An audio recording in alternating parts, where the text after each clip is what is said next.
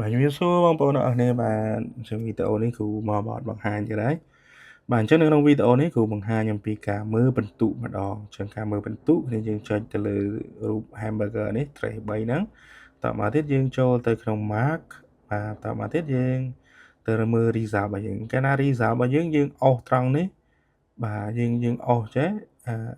ក្នុងទូរស័ព្ទយើងអាចនឹងអត់ទៅណាអញ្ចឹងតើយើងអស់ឆ្វេងស្ដាំចេះដើម្បីមើលឲ្យអស់តែបើយើងចង់ឡើងលើចុច Chrome យើង click យើង touch ត្រឹមកន្លែងខាងលើនេះឬក៏ខាងក្រោមហ្នឹងយើងអាច touch វាអញ្ចឹងណាអស់ឡើងលើចុច Chrome ហើយបើយើងចង់មើលឆ្វេងស្ដាំយើងទាញឆ្វេងស្ដាំទៅតាមព័ត៌មានរបស់យើងនេះអញ្ចឹងបើបន្ទុករបស់យើងនៅពេលដែលប្រកាសលទ្ធផលមកឃើញពណ៌បែបនេះអូខេយើងអ្នកទាំងអស់គ្នាបាទមានការពិន័យហើយបាទអញ្ចឹងអាចនឹងធ្លាក់ឬក៏គ្នាយើង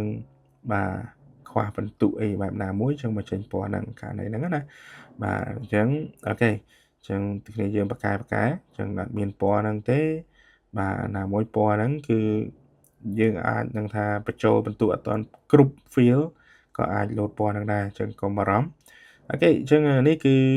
យើងចូលតាម menu នេះបាទ tab ហ្នឹងមកចូល menu មួយទៅគ្នាយើងឃើញកន្លែងលឿនបាទកន្លែងលឿនយើងចុចកន្លែងនេះមកនេះក្នុងទូរស័ព្ទ tab កន្លែងហ្នឹងមកអូខេចុច tab ពឹបចូលមក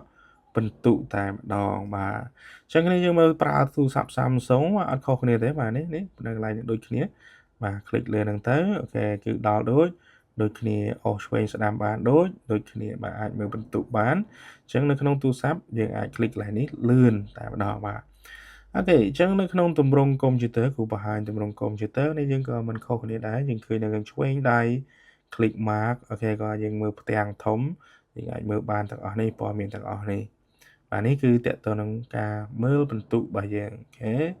អញ្ចឹងគ្រូមានប៉ុណ្ណឹងជូនពរបងប្អូនប្រឡងជាប់ទាំងអស់គ្នាបាទ